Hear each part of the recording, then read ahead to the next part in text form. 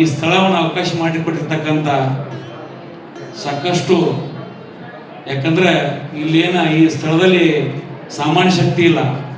ಅವರಲ್ಲಿ ಏನು ಅಡಗಿದೆ ಅಂದರೆ ಕುಬೇರನ ರಥ ಮತ್ತು ಅಕ್ಷಯ ಪಾತ್ರೆ ಎಲ್ಲವೂ ಕೂಡ ಆ ಶ್ರೀಗಳಲ್ಲಿ ಅಡಗಿದೆ. ಅವ್ರು ಹೇಳಿದ್ರೆ ಏನೂ ಕಡಿಮೆ ಆಗಲ್ಲ, ಇಲ್ಲಿ ಮಗ ಏನೂ ಕಡಿಮೆ ಆಗಲ್ಲ, ಇದು ವಿಜೃಂಭಣೆ ಆಗುತ್ತೆ ಕಾರ್ಯಕ್ರಮ ಅಂತ ಅತಿ ವಿಶ್ವಾಸದಿಂದ ನಮ್ಮೆಲ್ಲರಿಗೂ ಆಶೀರ್ವಾದ ಮಾಡಿ ಈ ಕಾರ್ಯಕ್ರಮ ಮಾಡಲಿಕ್ಕೆ ಅನುವು ಮಾಡಿಕೊಟ್ಟಿರ್ತಕ್ಕಂಥ ಪೂಜ್ಯ ಮಹಾಮಂಡಲ 1008 ಸ್ವಾಮೀಜಿಯವರು ಈ ಒಂದು ಎಲ್ಲರ ಕುರಿತು ಆಶೀರ್ವಚನ ಮಾಡಬೇಕಂತ ತಮಗೆ ವಿನಂತಿಸುತ್ತೇನೆ. ಗುರುವೇ ಸರ್ವಲೋಕಾನಾಂ ವಿಸಜೇ ಗೋರೋಕಿನಂ ಇದೇ ಸರ್ವವಿದ್ಯಾನಾಂ ದಕ್ಷಿಣಾಮೂರ್ತೇನ ರಾಮಾಯ ರಾಮಪುತ್ರಾಯ ರಾಮಚಂದ್ರಾಯ ವೇತ್ಸ ರಘುನಾಥಾಯ ನಾಥಾಯ ಸೀತಾಯ ವದೇ ಆರಾಧ್ಯ ದೇವನಾಂತ ಶ್ರೀರಾಮಚಂದ್ರ ದೇವರಿಗೆ ವಂದಿಸ್ತಾ ಇವತ್ತು ಈ ಪುಣ್ಯಕ್ಷೇತ್ರದಲ್ಲಿ ಹಿರಿಯಾದಂಥ ವಿಠೋಬ ಪಾಂಡುರಂಗರಿಗೆ ನಮಸ್ಕರಿಸ್ತಾ ಪಂಡರಾಪುರದಿಂದ ಈ ಪರಂಪರೆಯಲ್ಲಿ ಬಂದಿರತಕ್ಕಂಥ ಸದ್ಗುರು ಹರಿಪ್ರಸಾದ್ ಮಹಾಸ್ವಾಮಿಯವರೇ, ಈ ವೇದಿಕೆಯಲ್ಲಿ ಉಪಸ್ಥಿತಕ್ಕಂಥ ನಮ್ಮ ದಕ್ಷಿಣ ಭಾರತದ ಒಬ್ಬ ಸರ್ವಶ್ರೇಷ್ಠ ಹಿಂದೂ ನಾಯಕತೆ ಎನಿಸಲ್ಪಟ್ಟಂಥ ನಮ್ಮ ಮಠ ಪರಂಪರೆಯ ಬಹಳ ಪ್ರೀತಿಯವರಂಥ ಡಾಕ್ಟರ್ ಪ್ರಭಾಕರ್ ಭಟ್ ಅವರೇ, ನಮ್ಮ 2 ಚಾತುರ್ಮಾಸಗಳಿಗೆ ಆಧ್ಯಾತ್ಮಕ್ಕೆ ಬಹಳ ಚೈತನ್ಯ ಕೊಟ್ಟಂಥ ನಮ್ಮ ಪ್ರೀತಿಯ ಶಿಷ್ಯರಂಥ ಹರೀಶ್ ಪೂಜಾ ಅವರು 2 ಚಾತುರ್ಮಾಸಕ್ಕೆ ಬೆನ್ನಿನಾಗೆ ನಿಂತು 2 ತಿಂಗಳು ತನ್ನ ಎಲ್ಲ ಶಾಸಕ ಅವಧಾನದಲ್ಲಿ ಪೂರ್ತಿ ಸ್ವಾಮಿಗಳೇ ಧರ್ಮ ಪ್ರಚಾರಕ್ಕೆ ನಿಮ್ಮೊಟ್ಟಿಗೆ ನಾವಿದ್ದೇವೆ ಅಂತೆ. ಅದೇ ಥರ ನಮ್ಮ ಎಲ್ಲ ಕಾರ್ಯಕ್ರಮದಲ್ಲಿ ಕೈ ಜೋಡಿಸುವಂಥ ನಮ್ಮ ಪ್ರತಾಪ್ ಸಿಂಹ ಅವರೇ, ನಮ್ಮ ಸುಜಿತಾ ವಿ ಬಂಗೇರು ಅವ್ರ ಗಂಡ ಶಾಸಕರದ ವಸಂತ ಬಂಗೇರು ಬಹಳ ಪ್ರಭಾವಿ ನಮ್ಮ ಟ್ರಸ್ಟಿಗಳು ಕೂಡ ಆಗಿದ್ದರು. ಹಾಗೆ ನಮ್ಮ ಓಲಾಗಿನಿಂದ ನಮ್ಮ ಆಕಾರದ ಸಾಧು ಬಂದಿದ್ದಾರೆ, ನಮ್ಮ ಜುನಾ ಆಕಾರದು ರಾಜಸ್ಥಾನದಿಂದ ಎಲ್ಲ ಹಿಂದಿನ ಬಂದಿರತಕ್ಕಂಥ ಎಲ್ಲ ಭಗವತ್ ಸ್ವರೂಪಿ ಬಂಧುಗಳೇ, ಸುಖಸ್ಯ ಮೂಲಂ ಧರ್ಮ ಅಂತೆ. ನೀವು ಪಂಡರಾಪುರದಿಂದ ರಾಷ್ಟ್ರದ ಮೂಲೆಗಂಟೆ ಇಲ್ಲಿ ಬಂದಿದ್ದೀರಿ, ಯಾಕೆ? ನನ್ನಲ್ಲಿರುವಂತಹ ಪರಮಾತ್ಮನನ್ನು ಸಾಕ್ಷಾತ್ಕರಿಸಿಕೊಳ್ಬೇಕು ಅಂತೆ. ಋಷಿ ಮುನಿಗಳು ಒಂದೇ ಕಡೆಯಲ್ಲಿ ಆಶ್ರಮ ಕಟ್ಟಿರಲಿಲ್ಲ.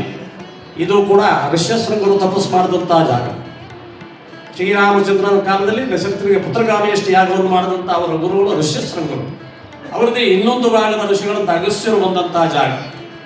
ಅದನ್ನೆಲ್ಲ ಗಮನಿಸಿ ಶ್ರೀರಾಮಚಂದ್ರ ಪ್ರಭು ಸೀತಾನ್ವೇಷಣೆ ಸಮಯದಲ್ಲಿ ಇಲ್ಲಿ ಕೂಡ ಬಂದಿದ್ರಂತೆ.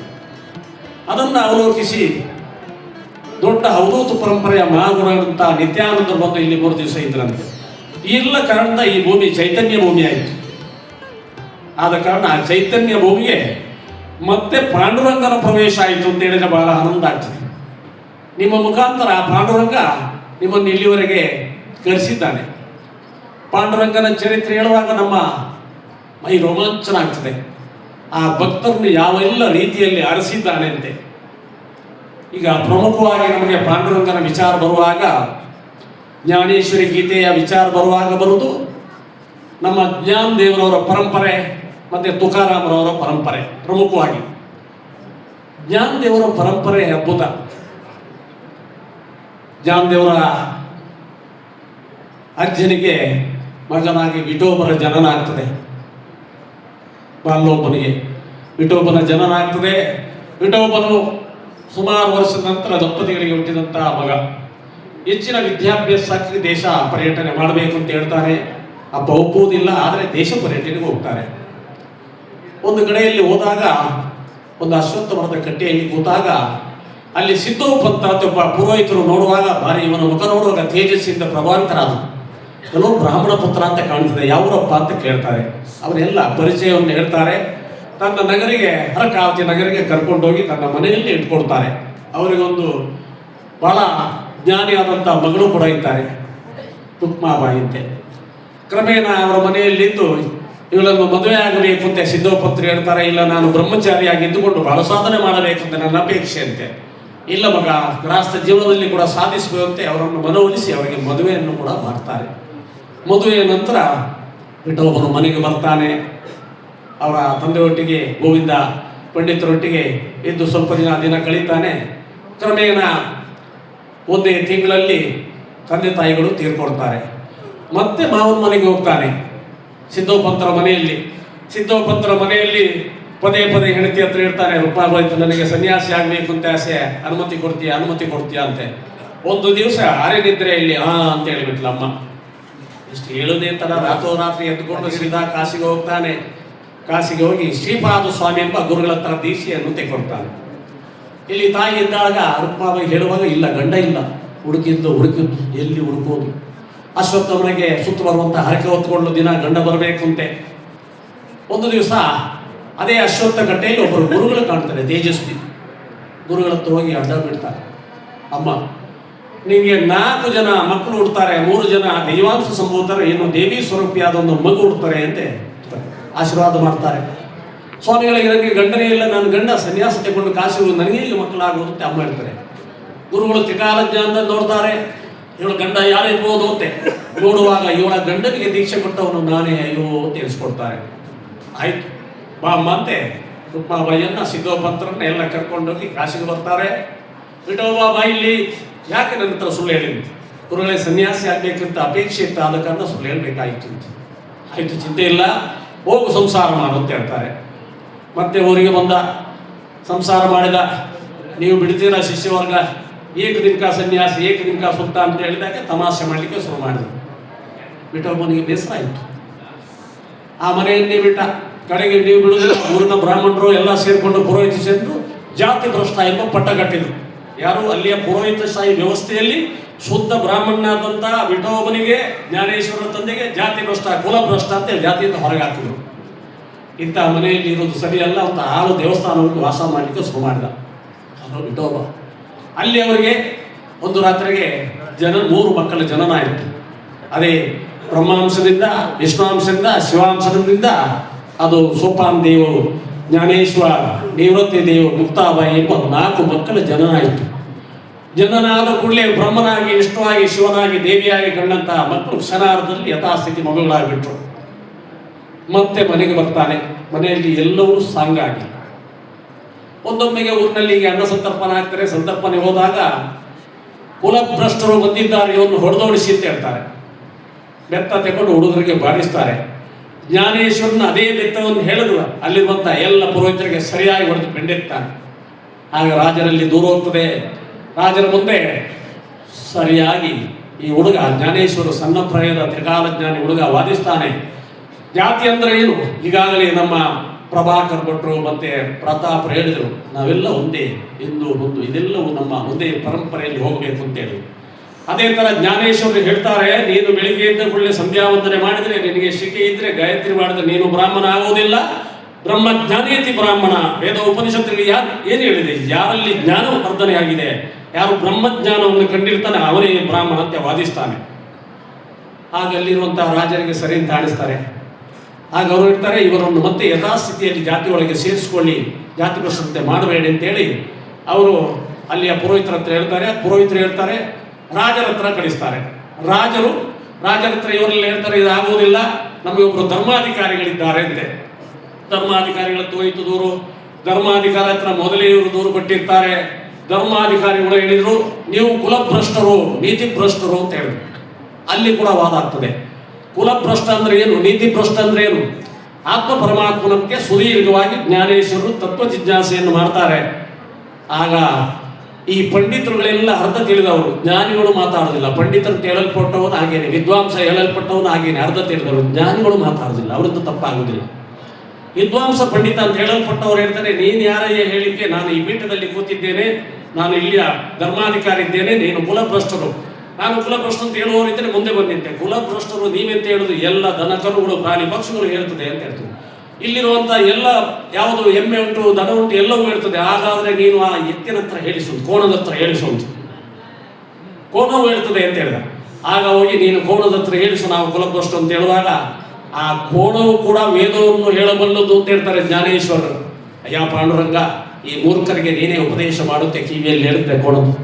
ಆಗ ಅದೇನು ಗೊತ್ತ, ವೇದ ಸೂಕ್ತವನ್ನ ಹಾವೋ ಹಾವೋ ಹಾವೋ ಹಾವನ್ನ ಹಾವನ್ನ ಹಾವನ್ನ ಅಂತ ಆಶ್ಚರ್ಯ ಆಯ್ತು ಪಂಡಿತರಿಗೆ. ಕೋಣ ಕೂಡ ವೇದ ಹೇಳಿದ್ದಲ್ವಾ, ಎಂಥ ಪ್ರಭಾವ. ಆಯ್ತು, ಅಲ್ಲಿ ಅಧ್ಯಾಯ ಮುಗಿಯಿತು. 3 ದಿವಸ ನಿಮಗೆ ಇನ್ನೊಂದು ಪುರೋಹಿತ ಮನೆಯಲ್ಲಿ ಶ್ರಾದ್ದ. ಇದು ಜ್ಞಾನೇಶ್ವರ ಕಥೆಯ ಬೇಕು ನಮಗೆ. ಇವತ್ತು ಜ್ಞಾನೇಶ್ವರ ಕಾರಣದ ಈ ಕಥಾ ಪ್ರಸಂಗ ನಡೆಯೋದು. ದೊಡ್ಡ ಶ್ರಾದ್ದಕ್ಕೆ ವಿಠೋಬ ಮತ್ತು ಜ್ಞಾನೇಶ್ವರರ ಪರಂಪರೆ ಇಲ್ಲಿವರೆಗೂ ನಾವು ಬರುವುದಿಲ್ಲ, ಕುಲಭ್ರಷ್ಟರು ಅಂತ ಹೇಳಿದ್ರು. ಇವನಿಗೆ ತಲೆಬಿಸಿ ಆಯ್ತು, ಇಷ್ಟು ಸಾಧ್ಯಕ್ಕೆ ನಾನು ತಯಾರು ಮಾಡಿದ್ದೇನೆ, ಈ ಬ್ರಾಹ್ಮಣರು ಬರೆಯಿದ್ರೆ ನಾನೇನು ಮಾಡೋದಪ್ಪ ಅಂತ. ಜ್ಞಾನೇಶ್ವರ ಹೇಳಿದ, ಚಿಂತೆ ಮಾಡಬೇಡ, ನಿನ್ನ ಪಿತೃಗಳನ್ನು ನನ್ನ ಯೋಗ ಶಕ್ತಿಯಿಂದ ಭೂಮಿಗೆ ತರಿಸ್ಕೊಡ್ತೇನೆ ಅಂತ ಹೇಳಿದ. ಎಲ್ಲ ಅಡಿಗೆ ಎಲ್ಲ ತಯಾರಾಯಿತು. ತನ್ನ ಯೋಗ ಶಕ್ತಿಯಿಂದ ಮೇಲ್ಲೋಕದಿಂದ ಪಿತೃಗಳನ್ನು ತರಿಸಿದ. ಕೂರಿಸಿ ಎಲ್ಲ ಶುದ್ಧ ಭೋಜನವನ್ನು ಮಾಡಿ ಅವಳೆಲ್ಲ ತಲೆಗೆ ಕೈ ಇಟ್ಟು ಹೋದರಂತೆ. ಆಗ ಇವರನ್ನು ದೂರತಕ್ಕಂಥವರಿಗೆ ಆಶ್ಚರ್ಯ ಆಯಿತು, ಎಂಥ ಅದ್ಭುತಪ್ಪ ಈ ಹುಡುಗನ ಕೈಯಲ್ಲಿ, ಎಂಥ ಜ್ಞಾನಿ ಇದ್ದಾನೆಂತೆ. ಅಲ್ಲಿಗೆ ಮುಗಿಯುತ್ತದ? ಮುಗಿಯಿಲ್ಲ. ಈ ಸನ್ಯಾಸಿಗಳಿಗೆ ಕಿರಿಕಿರಿ ಪರೀಕ್ಷೆ ಮುಗುವುದಿಲ್ಲ. ನಮ್ಮ ಡಾಕ್ಟ್ರಿಗೆ ಗೊತ್ತುಂಟು, ನಮ್ಮ ಪೂರ್ವ ಗುರುಗಳಿಗೆಲ್ಲ ಎಲ್ಲ ಕಾಲದಲ್ಲಿ ಇರ್ತದೆ. ಕಾಲ ಕಾಲಕ್ಕೆ ಸನ್ಯಾಸಿಗಳಿಗೆ ಪರೀಕ್ಷೆ ಕಿರುಕುಳ. ಒಂದು ಅಧ್ಯಾಯದಲ್ಲಿ ಮುಗಿಯಿತು, ನಾವೆಲ್ಲ ಇನ್ನು ನೆಮ್ಮದಿಯಲ್ಲಿ ಇರಬಹುದು. ವಿಠೋಬಾದಿಗಳು ಮತ್ತೆ ಜ್ಞಾನೇಶ್ವರಾದಿಗಳು ನೆಮ್ಮದಿಯಿಂದ ಇರ್ತಕ್ಕಂತಹ ಸಂದರ್ಭದಲ್ಲಿ ಅಲ್ಲಿ ಮತ್ತೊಬ್ಬ ವಿಠೋಬ ಕೇಶವ ಅಂತ ಇದ್ದ. ಒಂದು ಕಡೆಯಲ್ಲಿ ದೀಪಾವಳಿ ಅಡಿಗೆ ಆಗಬೇಕು, ತಾಯಿಗ ಮುಕ್ತಾಬಾಯಿ ಅಡಿಗೆಗೆ ಪಾತ್ರ ತರಲಿಕ್ಕೆ ಕುಂಬಾರನ ಮನೆಗೆ ಹೋಗಿದ್ದಾಳೆ. ಅಯ್ಯ ಅಣ್ಣ, ನನಗೊಂದು ಪಾತ್ರೆ ಬೇಕು ಅಂತ ತಾಯಿ ತಮ್ಮ ಕೊಂಡು ಹೋಗುವಂತೆ ಇವರು ಜ್ಞಾನಿಗಳಿಂದ ಗೊತ್ತುಂಟು ಕುಂಬಾರನಿಗೆ. ಆಗ ವಿಠೋಬ ಕೇಶವ ಮುಂದೆ ಎಲ್ಲೋ ಕುಂಬಾರನೇ ಈ ಜಾತಿ ಭ್ರಷ್ಟರಿಗೆ ಪಾತ್ರೆ ಕೊಟ್ಟರೆ ನಿನ್ನ ಪಾತ್ರೆ ಹೆಂಗಡಿಯನ್ನು ಪುಡಿ ಪುಡಿ ಮಾಡ್ತೇನಂತೆ. ಪಾತ್ರೆ ಹೆಂಗಡಿಯನ್ನು ಹೊಡೆದ, ಇವನಿಗೂ ಹೊಡೆದ. ಈ ಮಗುವಿನ ಕೈಯಲ್ಲಿದ್ದಂಥ ಪಾತ್ರೆಯನ್ನು ಹೊಡೆದಾಕ್ದ. ಮಗು ಕೇಳಿತ, ಅಣ್ಣ ನಾವೇನು ಅನ್ಯಾಯ ಮಾಡಿದ್ದೇನೆ? ಕೆಪ್ಪೆ ಒಂದು ಕೊಟ್ಟ, ಇನ್ನೂ ಮಾತಾಡಿದ ನಾಳೆಗೆ ಸೀಲ್ದು ಬಿಡ್ತೇನೆ ಅಂತ. ಏನು ಹುಷಾರ್ ಜಾತಿ ಭ್ರಷ್ಟರು ಅಂತ ಹೇಳಿದ. ಏನು ಮಾತಾಡಲಿಲ್ಲ ಮಗು. ಮನೆಗೆ ಒಂದು ಅಣ್ಣನ ಹತ್ರ ಇರ್ತದೆ, ಜ್ಞಾನೇಶ್ವರ ಹತ್ರ, ಅಣ್ಣ ಹಿಂಗಾಯ್ತು ಅದಕ್ಕೆ ಹೇಳ್ತಾನೆ, ಮಗ ಆ ವಿಠೋಬ ಕೇಶವ ಪಾಪಿಷ್ಟ ಇದ್ದಾನೆ, ಅವನನ್ನು ತಿದ್ದತಕ್ಕಂಥ ಕೆಲಸ ನಾವು ಮಾಡಬೇಕು, ಸಿಟ್ಟಾಗಬೇಡ. ಯಾರು ತಪ್ಪು ಮಾಡ್ತಾರೆ, ಪಾಪ ಮಾಡ್ತಾರೆ, ಮೋಸ ವಂಚನೆ ಮಾಡ್ತಾರೆ, ಅವರ ಪೂರ್ವಾರ್ಜಿತವಾದ ಪ್ರಾರ್ಥನೆಯಿಂದ ಮಾಡ್ತಾರೆ, ಅದಕ್ಕೆ ನೀನು ಸಿಟ್ಟಾಗಬೇಡ. ನನ್ನ ಬೆನ್ನನ್ನೇ ಬಾನಲೆಯಾಗಿ ಇಟ್ಟುಕೊಂಡು ಇವತ್ತಿನ ದೀಪಾವಳಿ ಅಡುಗೆಯನ್ನು ಮಾಡುತ್ತೆ. ಬಗ್ಗೆ ನಿಂತು ಯೋಗಾಗ್ನಿಯಿಂದ ಅವನ ಬೆನ್ನನ್ನೇ ಬಾನಲೆಯಾಗಿ ಮಾಡಿಬಿಟ್ಟ. ದೀಪಾವಳಿಗೆ ಬೇಕಾದಂಥ ಅಡುಗೆಯನ್ನು ಬೆನ್ನಿನಲ್ಲಿ ಮಾಡಿದ್ರು ಯಾರು? ತಾಯಿ. ಅದನ್ನು ನೋಡಿದಂಥ ವಿಠೋಬ ಕೇಶವ ಎಣಿಸಿದ್ದಾನೆ, ಈಗ ಈ ಮಗು ಅಣ್ಣನ ಹತ್ರ ಜ್ಞಾನೇಶ್ವರ ಹತ್ರ ಏನಾದರೂ ಕಿವಿ ಮಾತು ಹೇಳಿ ಮತ್ತೆ ಗಲಾಟೆ ಎಬ್ಬಿಸಬಹುದು ಅಂತ ಕಿಟಕಿಯಿಂದ ನೋಡ್ತಾ ಇದ್ದಾನೆ. ನೋಡುವಾಗ ಬೆಂಕಿ ದಗದಗ ಅಂತ ಇವನ ಬಾಯಿಯಲ್ಲಿ ಬೆನ್ನಿನಲ್ಲಿ ಬರ್ತಾ ಇದೆ ಜ್ಞಾನೇಶ್ವರನಲ್ಲಿ. ಅದನ್ನು ನೋಡಿದ ಕ್ಷಣ ಇವನಲ್ಲಿಂತ ಭೂತ ಪ್ರೇತ ಪಿಶಾಚಿಗಳಾಗಿರುವಂತಹ ಕೆಟ್ಟ ಗುಣಗಳು ಭಸ್ಮಾಗಿ ಓಡೋಡಿ ಬಂದು ಕಾಲಿಗೆ ಅಡ್ಡ ಬಿದ್ದ. ಸ್ವಾಮಿ ಕ್ಷಮಿಸು ಕ್ಷಮಿಸು ಅಂತ. ಆಮೇಲೆ ಅವರ ಮನೆಯಲ್ಲಿ ಮುಸುರೆ ತಿಕ್ಕಂತ ಕೆಲಸವನ್ನು ಮಾಡಿದ, ಪಾತ್ರ ತಿಕ್ಕಂತ ಕೆಲಸವನ್ನು ಮಾಡಿದ. ಅವರು ಮಾಡಿದ ಊಟ ಮಾಡಿದ ಬಟ್ಟಲಿನಲ್ಲಿ ಅದನ್ನು ಉಚ್ಚಿಷ್ಟಾಮೃತ ಅಂತ ಸೇರಿಸಿಕೊಂಡು ಮಾಡಿದ. ಅವರ ಪಾಪಗಳೆಲ್ಲವೂ ಕ್ಷಯಿಸಿ ಮುಂದೊಮ್ಮೆಗೆ ನಾಮದೇವಿಗಳಂತವರಿಗೆ ಗುರುವಾಗಿ ಬಿಟ್ಟ ವಿಠೋಬ ಕೇಶವ. ಎಂಥ ಅದ್ಭುತ ಪರಿವರ್ತನೆ ನೋಡಿ. ಆಮೇಲೆ ಅಲ್ಲಿಗೆ ನಿಲ್ಲೋದಿಲ್ಲ. ಇನ್ನೊಬ್ಬ ಅಲ್ಲಿದ್ದ ಚಾಂಗಾದೇವ ಅಂತ, ನಮ್ಮ 1400 ವರ್ಷ ಬದುಕಿದಂಥ ಅತಿ ಶ್ರೇಷ್ಠವಾದಂಥ ಹಠ ಸಾಧಕ ನಮ್ಮ ಗೋರಖನಾಥ ಪರಂಪರೆ ಇತ್ತು. ಬಹಳ ದೊಡ್ಡ ಸಾಧಕ. ಅವನಿಗೂ ಗರ್ವ ಇತ್ತು. ಸನ್ಯಾಸಿಗಳು ಸ್ವಲ್ಪ ಹೆಚ್ಚು ತಪಸ್ಸು ಮಾಡಿದ್ರೆ ನಮಗೂ ಇರ್ತದೆ, ನಾನು ದೊಡ್ಡ ತಪಸ್ಸು ದೊಡ್ಡ ಸಾಧಕ ಅಂತ ಯಾರೊಂದು ಬಿಟ್ಟು ಹೋಗೋದಿಲ್ಲ. ನಮಗೆ ಪ್ರತಿಯೊಬ್ಬರಲ್ಲಿ ಇರ್ತದೆ. ಏನು ಸಾವಿರಾರು ಕೋಟಿಯ ಶ್ರೀಮಂತರಿಗೆ ಅತಿ ಸುಂದರವಾದಂಥ ಯೌವನ ಇರುವಂಥ ಹುಡುಗನಿಗೆ ಅಷ್ಟ ಮದಗಳಲ್ಲಿ ಅನೇಕ ಮದಗಳು ಪ್ರವೇಶ ಆಗ್ತಂತ ಶಾಸ್ತ್ರಜ್ಞರು ಹೇಳ್ತಾರೆ. ಇಲ್ಲಿ ಹಾಗೆ 1400 ವರ್ಷದ ಇದ್ದಂಥ ಇವನಿಗೆ ಚಾಂಗಾದೇವನಿಗೆ ಆಯಿತು, ಒಂದು ಸಲ ಜ್ಞಾನೇಶ್ವರ ಎಷ್ಟು ಕೀರ್ತಿ ಉಂಟು ಅನ್ನೋ ಸಲ ನೋಡಿ ಬರೋಣ ಅಂತೆ. ಅದಕ್ಕೊಂದು ಕಾಗದ ಬರೀಲಿಕ್ಕೆ ನೋಡ್ತಾನೆ. ಹೇಗಿರುತ್ತೆ ಒಕ್ಕನೆ ಬರೆಯೋದು? ಇವ ನನಗಿಂತ ಸಣ್ಣವ, ಚಿರಂಜೀವಿಂತೆ ಬರೆಯುವುದಾ ಅಥವಾ ಜ್ಞಾನದಲ್ಲಿ ದೊಡ್ಡವ ತೀರ್ಥರೂಪಂತ ಬರೆಯುವುದಾ, ಏನಂತೆ ಬರೆಯೋದು ಅಂತ ಆಲೋಚನೆ ಮಾಡಿ ಮಾಡಿ ಬರೀಲಿಕ್ಕೆ ಆಗಲಿಲ್ಲ. ಖಾಲಿ ಓಲೆಯಲ್ಲಿ ಕಳಿಸ್ಬಿಟ್ಟ ಜ್ಞಾನೇಶ್ವರಿಗೆ ಓಲೆ ಕೊಂಡಂತ ಈಗ ನೋಡ್ತಾನೆ, ಏನು ಬರೆದಿಲ್ಲ. ತ್ರಿಕಾಲ ಜ್ಞಾನ ತಿಳ್ಕೊಂಡ. ಆಗ ಬರೀತಾರೆ, ಹಿರಿಯ ಜ್ಞಾನಿಗಳಂತ ಚಾಂಗಾದೇವರೇ, ಈ ಪ್ರಪಂಚದಲ್ಲಿ ಆತ್ಮಗಳಿಗೆ ವ್ಯತ್ಯಾಸ ಇಲ್ಲ. ನಾ ಸಾಂಖ್ಯೇನ, ನಾವು ಯೋಗೇನ, ಅದೆಲ್ಲ ಸಾಂಖ್ಯದಲ್ಲಿ ಯೋಗದಲ್ಲಿ ಬ್ರಹ್ಮ ಆತ್ಮೈಕತ್ವ ಬೋಧೇನ ಮೋಕ್ಷ ಸಿದ್ಧತೆ ನ ಅನ್ಯತ ಅಂತ ಶಾಸ್ತ್ರಜ್ಞರು ಹೇಳ್ತಾರೆ. ನಾ ಸಾಂಖ್ಯೇನ ಕರ್ಮನಾನೋ ವಿದ್ಯಾಯ ಬ್ರಹ್ಮಾತ್ಮೈಕತ್ವ ಬೋಧೇನ ಮೋಕ್ಷ ಸಿದ್ಧತೆ ನಾ ಅನ್ಯತ ಅಂತ ಸಾಂಖ್ಯ. ಬ್ರಹ್ಮ ಮತ್ತೆ ಆತ್ಮಕ್ಕೆ ಅವೇದ ಜ್ಞಾನ, ವೇದ ಜ್ಞಾನ ಇರ್ಬಾರ್ದು. ನಾನು ಬೇರೆ ನೀವು ಬೇರೆ, ನೀವು ಬೇರೆ ನೀವು ಬೇರೆ ಅಂತ ಇಲ್ಲ. ಅವೇದ ಜ್ಞಾನ. ಅಲ್ಲಿ ಜ್ಞಾನೇಶ್ವರರು ಬರೀತಾರೆ, ಈ ಆತ್ಮಕ್ಕೆ ನನ್ನ ಆತ್ಮ, ಪರರ ಆತ್ಮ, ಸ್ವಜಾತಿ ಆತ್ಮ, ಪರಜಾತಿ ಆತ್ಮ, ಸಣ್ಣ ಆತ್ಮ, ದೊಡ್ಡ ಆತ್ಮ ಅಂತೆಲ್ಲ ಏಕಮೇವ ಅದ್ವಿತೀಯವಾದ ಆತ್ಮ ಅಂತೆ ಚಾಂಗಾದೇವನಿಗೆ ಒಕ್ಕನೆಯಲ್ಲಿ ಬರೀತಾರೆ. ಚಾಂಗಾದೇವ ನೋಡಿ ಆಶ್ಚರ್ಯ ಆಗ್ತದೆ. ಮತ್ತೆ ಬರ್ತಾನೆ, ಒಂದು ಹುಲಿಯನ್ನು ಹೇರಿಕೊಂಡು ಆಕಾಶ ಮಾರ್ಗ ಅಂತ ಬರ್ತಾನೆ. ಯಾರು? ಚಾಂಗಾದೇವ. ಇವ್ರ ಹತ್ರ ಎಲ್ಲ ಒಂದು ಗೋಡೆಯಲ್ಲಿ ಕೂತಿದ್ದಾರೆ, ಹೊಣಗೋಡೆ. ಚಲ್ರಿ ಬೇರೆ ಗೋಡ ಅಂತ ಹೇಳ್ತಾರೆ. ಆ ಗೋಡೆ ಹೆದ್ದು ಆಕಾಶಕ್ಕೆ ನೆಗೀತದೆ. ಗೋಡೆ, ಮಣ್ಣಿನ ಗೋಡೆ. ಆಕಾಶದಲ್ಲಿ ಸಂಧಿ ಆಗ್ತದೆ. ಈ ಕಡೆಯಿಂದ ಚಾಂಗಾದೇವರು ಹುಲಿ ಮೇಲೆ ಬಂದಿದ್ದಾರೆ, ಈ ಕಡೆಯಿಂದ ಜ್ಞಾನೇಶ್ವರರು ಒಣಗಿದ ಗೋಡೆಯ ಮೇಲೆ ಬಂದು ನಿಂತಿದ್ದಾರೆ. ಪರಸ್ಪರ ನಮಸ್ಕಾರ ಮಾಡ್ತಾರೆ, ಕೆಳಗೆ ಇಳಿತಾರೆ. ಕೆಳಗೆ ಇಳಿದು ಒಂದು ಅಶ್ವತ್ಥ ಕಡೆಯಲ್ಲಿ ವಿಷರೋಪರಿ ಆಗ್ತಾರೆ. ಜ್ಞಾನ ಜಿಜ್ಞಾಸೆ ಆಗ್ತದೆ. ಜ್ಞಾನ ಜಿಜ್ಞಾಸೆ ಹಾಕ್ಕೊಂಡು ಮನೆಗೆ ಕರ್ಕೊಂಡು ಹೋಗ್ತಾರೆ. ಯಾರನ್ನ? ಚಾಂಗಾದೇವರನ್ನ ಜ್ಞಾನೇಶ್ವರ ಕರ್ಕೊಂಡು ಹೋಗ್ತಾರೆ. ಕರ್ಕೊಂಡೋಗಿ ಜಿಜ್ಞಾಸೆ ಮಾಡ್ತಾ ಇರುವಾಗ ಒಳಗಿಂದ ಮುಕ್ತಾಬಾಯಿ 16 ವರ್ಷದ ಹುಡುಗಿ ನಗ್ನಲಾಗಿದ್ದಾಳೆ. ಆಗ ಚಾಂಗಾದೇವ ಕೆಳಗೆ ನೋಡ್ತಾನೆ. ಹುಡುಗಿ ನೋಡಿ ಹೇಳ್ತಾರೆ, ಯೋ ಚಾಂಗ, ಇನ್ನೂ ಶರೀರ ಭಾವ ಇದೆ, ನೀನು ಜ್ಞಾನಕ್ಕೆ ಅಪಾತ್ರ ಅಂತ ಹೇಳ್ತಾರೆ. ಎಲ್ಲಿವರೆಗೆ ನಿನಗೆ ಶರೀರ ಭಾವ ಹೋಗುವುದಿಲ್ವಾ, ನೀನು ಇನ್ನೂ ಶರೀರ ಭಾವದಲ್ಲಿ ಇದೆಯಾ, ಆತ್ಮಭಾವ ಬರಲಿಲ್ವಾ, ಅದನ್ನ ನೀನು ಜ್ಞಾನಕ್ಕೆ ಅನರ್ಹ ಅಂತೆ. ನೀನು 1400 ವರ್ಷ ಬದುಕಿ ಹಠ ಸಾಧನೆ ಮಾಡಿದ್ದು ಅಂತ ಹೇಳಿದ್ರೆ, ಆದರೆ ಇನ್ನೂ ಕೂಡ ನಿನಗೆ ಶರೀರ ಭಾವ ಇದೆ, ನಾನು ಪುರುಷ, ಇದು ಸ್ತ್ರೀ ಎಂಬ ಭಾವನೆ ಇದೆ ಅಂತ ಹೇಳುವಾಗ ಅಮ್ಮ ಕ್ಷಮಿಸಿ ಅಂತ ದೀರ್ಘದಂಡ ನಮಸ್ಕಾರ ಮಾಡ್ತಾನೆ ಮುಕ್ತಾಬಾಯಿ ಹತ್ರ. ಆಗ ತಲೆಗೆ ಕೈ ಇಡ್ತಾಳೆ ತಾಯಿ. ಆಗ ಅವನಿಗೆ ಪೂರ್ಣ ಜ್ಞಾನ ಬಂದುಬಿಡುತ್ತಂತೆ. ಈಗ ಈ 4 ದೇವತೆಗಳು ತಿರುಗಾಡುತ್ತಾ ಕಟ್ಟ ಕಡೆಗೆ ಆಲಂದಿ ಎಂಬ ಪುಣ್ಯಕ್ಷೇತ್ರಕ್ಕೆ ಬಂದು ತಪಸ್ಸನ್ನು ಮಾಡುತ್ತಾ ಬ್ರಹ್ಮೈಕ್ಯ ಬಿಡ್ತಾರೆ. ಅವರಿಗೆ ಸಜೀವ ಸಮಾಧಿ ಅಂತ ಹೇಳ್ಬೋದು. ಸಜೀವ ಸಮಾಧಿ ನಿಮಗೂ ಆಗ್ತದೆ, ನಮಗೂ ಆಗ್ತದೆ. ನಮ್ಮ ಪ್ರಾಣಗಳನ್ನು ನಾವು ತಿಳ್ಕೋಬೇಕು. ನಾನು ಹೇಳಿದೆ ನಿನ್ನೆ, ಇಲ್ಲಿ ಪಾಂಡುರಂಗರು ಎಷ್ಟು ಜನ ಸಿಗ್ತಾರಂತೆ ನೋಡ್ತೇನೆ ನಾನು ಕೂಡ ಅಂತೆ. ನಾನೊಂದು 40 ವರ್ಷದ ಒಬ್ಬ ವಿಜ್ಞಾನಿ, ಸಣ್ಣ ವಿಜ್ಞಾನಿ ಅಧ್ಯಾತ್ಮದಲ್ಲಿ. ಆ ಪಾಂಡುರಂಗನನ್ನು ಕಾಣಬೇಕಾದ್ರೆ ಭಜನೆ ಎಂಬುದು ಚಟ್ಟನೆ ಇರುವಂತಹ ಥರ್ಮೋಮೀಟರ್ ಇದ್ದಾಗೆ ಭಜನೆ ಮಾಡುತ್ತಾ ಇರುವಾಗ ಪಾಂಡುರಂಗ ಇದ್ದಾನೆ, ಮತ್ತೆ ಕೆಳಗೆ ಇಳಿದು ಬಿಡ್ತಾರೆ. ಅದಕ್ಕೆ ನಮಗೆ ಯಾವುದಂದ್ರೆ ವಿವೇಕ, ವೈರಾಗ್ಯ, ಇಂದ್ರಿಯ ನಿಗ್ರಹ 3 ಬೇಕಂತೆ. ಭಗವಂತನು ಸೇರಬೇಕಾದ್ರೆ ವಿವೇಕ, what is right as what is wrong, ವಿವೇಕ. ಮತ್ತೆ ನಮಗೆ ವೈರಾಗ್ಯ, ಎಲ್ಲವೂ ನಾಶ ಆಗ್ತದೆ. ಜ್ಞಾನ ಸಿದ್ಧ ಇರ್ಬೋದು, ಯೋಗ ವಾಸಿಷ್ಠ ಇರ್ಬೋದು, ಭಗವದ್ಗೀತೆ ಇರ್ಬೋದು, ಬ್ರಹ್ಮಸೂತ್ರಗಳು, ಇದು ಕಾಲಕ್ಕೆ ಪ್ರತಿನಿಧಿಸುವುದು ಅದನ್ನೇ. ಯಾವುದು? ಒಂದು ವಿವೇಕ, ಒಂದೊಂದು ವೈರಾಗ್ಯ, ಮತ್ತೊಂದು ಇಂದ್ರಿಯ ನಿಗ್ರಹ. ಈ 3 ಇದ್ದರೆ ನಿಮ್ಮ ಪಥ ಮುಂದೆ ಹೋಗ್ತದಂತೆ. ಆದರೆ ನಮ್ಮ ಭಕ್ತಿ ಏನು, ಇಲ್ಲಿ ಭಜನೆ ಮಾಡ್ತದೆ, ಇದು ಗುರುಗಳಿಷ್ಟಿಗೆ ಮಾತಾಡ್ಬೋದು, ಇನ್ನು ಟಿಫಿನ್ ಹೊತ್ತಾಯಿತು, ಇನ್ನು ನಮಗೆ ನಾರಾಯಣವರು ಸ್ವಾಮಿಗಳು ಪರ್ಮಿಷನ್ ಕೊಡ್ತಾರಾ ಇನ್ನು ಅಂತ ಭಾವನೆ ಬೇಡ. ಭಕ್ತಿ ಮಾಡುವಾಗ ಅನನ್ಯ ಚಿಂತಾಯಂತ ಮಾಮ್ಯೇ ಜನ ಪರ್ಯೋಪಾಸನೆ ತೇಷಾಂ ನಿತ್ಯಾನಿಯುಕ್ತಾನ ಯೋಗಕ್ಷೇಮ ವಾಮ್ಯ ಅಂತ ಭಗವದ್ಗೀತೆಯಲ್ಲಿ ಹೇಳ್ತೀನಿ. ಅನನ್ಯ ಚಿಂತಾಯಂತ, ಅನನ್ಯವಾಗಿ ನನ್ನ ಚಿಂತನೆಯನ್ನು ಮಾಡತಕ್ಕಂಥ ಯಾವ ನನ್ನ ಭಗವದ್ಭಕ್ತನಿದ್ದಾನೆ ಅವನು ಪೂರ್ಣ ನನ್ನ ಕೃಪೆಗೆ ಪಾತ್ರನಾಗಿದ್ದಾನೆ. ಆದರೆ ನಮಗೇನಾಗ್ತದೆ, ನಾನು ಬ್ರಹ್ಮಾನಂದ, ನಾನು ಮಂಡಲೇಶ್ವರ, ನನಗೆ 16 ಮಠಗಳಿದೆ, 106 ಕೋಟಿ ದುಡ್ಡು ಇದೆ. ಈಗ ಯಾರು ಹೇಳಿದ್ರು ಕುಬೇರ ಸಂಸ್ಥಾನ ಅಂತೆ. ಯಾವ ಕುಬೇರಯ್ಯ, ಈ ಶರೀರ, ನಾವೆಲ್ಲ ಶರೀರ ಭಾವದಲ್ಲಿದ್ದೇವೆ. ಇನ್ನೂ ಕೂಡ ಉಂಟಲ್ವಾ. ಮತ್ತೆ ನಾವು ತುಕಾರಾಮನ ಪಾತ್ರಕ್ಕೆ 2 ಪಾತ್ರ ನಮಗೆ ಮುಖ್ಯ. ಕತೆ ಸ್ವಲ್ಪ ಉದ್ದ ಆಗ್ತದೆ, ಆದರೂ ಹೇಳಬೇಕಂತ ಅನಿವಾರ್ಯತೆ ಇದೆ.